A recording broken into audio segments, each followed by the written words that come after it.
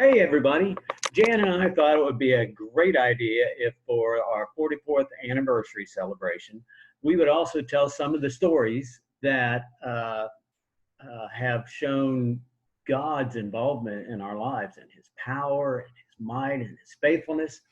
And so I thought I'd just sit down here the next few weeks and every once in a while just tell one of the stories. I mean, there's been a lot of stories in 44 years. You better believe that. And so I'm going to tell some of them, and some of them are a little scary, and some of them are really long. I mean, it took a long time for them to happen. Some of them are a little hair raising, some of them are cliffhangers. But God has been really active in our lives, and it's just been amazing the way He's been with us the whole time. And so, we should tell some of the stories about how God did that. Now, the first story I want to tell you is kind of a scary one. And I have to warn you, and I have to actually plead with you not to send me texts and emails and yelling at me for getting Jan in a sticky situation. Because, when these things happened, a lot of times we would email home or email friends, and they would always yell at me.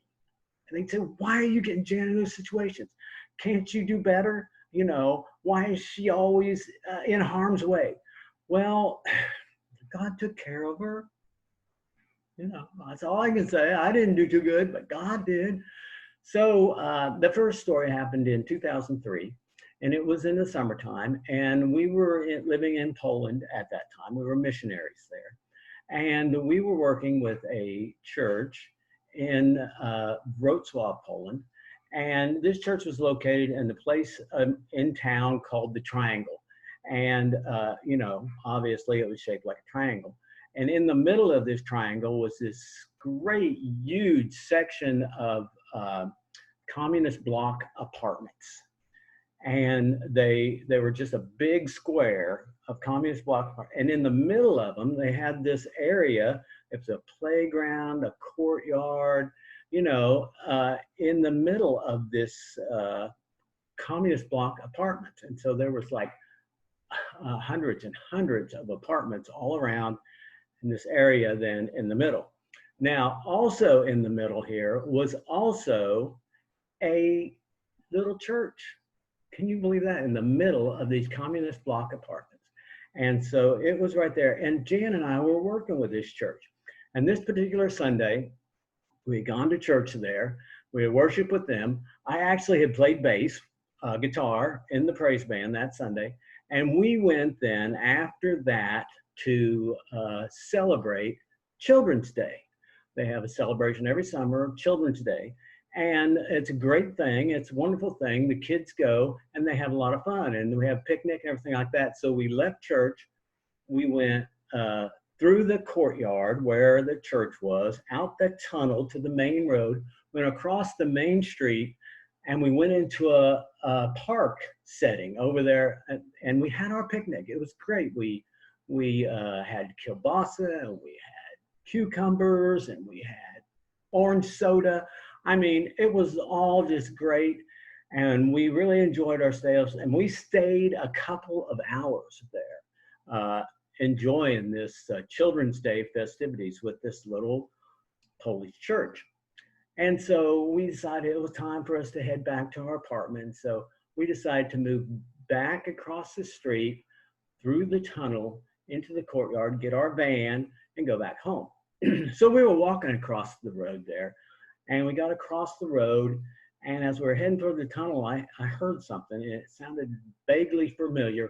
Well, it was familiar because it was our van alarm going off. I went, "Oh no, somebody's broken into our van while I'm sitting there in this courtyard." Well, we got closer, and I looked, and sure enough, it was our van, and the alarm was going off. And oh, great, that's great. But it didn't look like it had been broken into. In fact, we were with another Polish couple, and as we were walking along, they were wondering what was going on. And so as we got closer, we saw windows opening up in these apartments that were all around us. And people were sticking their heads out and they were yelling at us. I mean, they were saying things in Polish that I didn't understand. And it wasn't nice things. And they were yelling at us, and they were going to call the police, and they were calling us names and everything. I mean, it was a bad situation. And so we thought, whoa, we better get that van and get out of here quick. So we were headed towards the van, and then we saw doors opening, and people started coming out of those apartments towards us. And I went, whoa, we better apologize for this really quick. So not being very fluent in Polish, in fact, I was awful in Polish, turned towards our friends and said, would you apologize? And as I turned, they were gone. They had snuck out the other way. And it was Jan and I by ourselves in the middle of this communist block apartment with all these angry Polish people coming out doors at us. And I was trying to explain, and I was trying to speak a little Polish, and that's not easy. And so I was doing that, and they were getting closer, and they were getting madder. And I looked, and they started picking up rocks.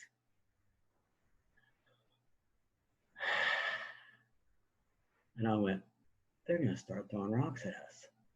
So I said, Jan, get in the van. We're getting out of here.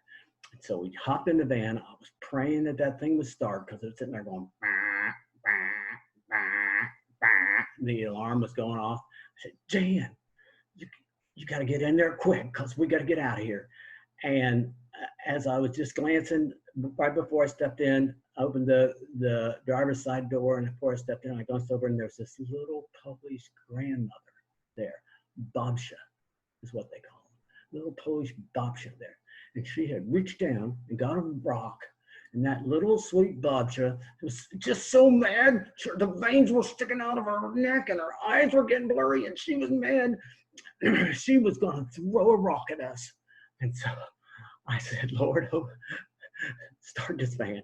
The van started. As we were driving out of that courtyard through the tunnel on the other side, we felt the rocks hitting off of our van. Wow. We made it out of there. We got to our apartment. We parked the van, got in the apartment, and we stayed there for a week. We did not leave the apartment for a week. We were so frightened. Talk about quarantined. We did not leave that apartment for 1 week. We did talk to people on the phone. We talked to the pastor of that little Polish church there, and he said he didn't understand why they reacted that way, the people there. He knows them all. I mean, he knows them. He lives there in those apartments. And he didn't understand why they acted that way. He said, John, these alarms go off every day like that, and nobody responds like that. Nobody cares. So we finally did. We got our courage up. We did not take the van back over there for a while. We took the tram over to go back to that little church. And here's the interesting thing, like a week later, we had a big missionary team from the United States coming over there to start helping that church. And here's what we learned. Say, what did we learn through all that? Well, let me tell you one thing. Spiritual warfare is no joke. I mean, it is serious business. And if you don't believe there is a war going on around us for this territories, then you need to open your eyes and take a look, because I mean, sometimes this is brutal.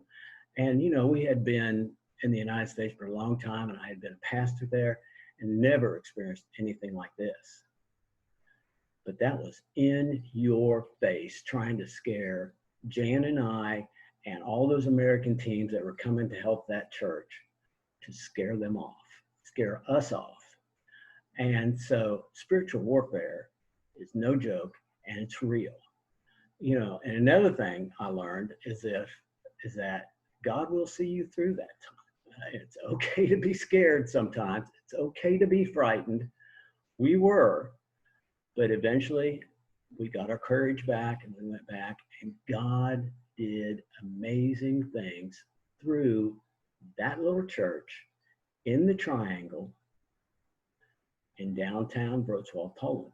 And I'm going to tell you more about them in a later date. So that's the first story. I mean, I just told it quickly. It seemed like it lasted a lot longer when we were in the middle of it, but don't send me texts and emails saying, why did you get Jan in such a bad situation?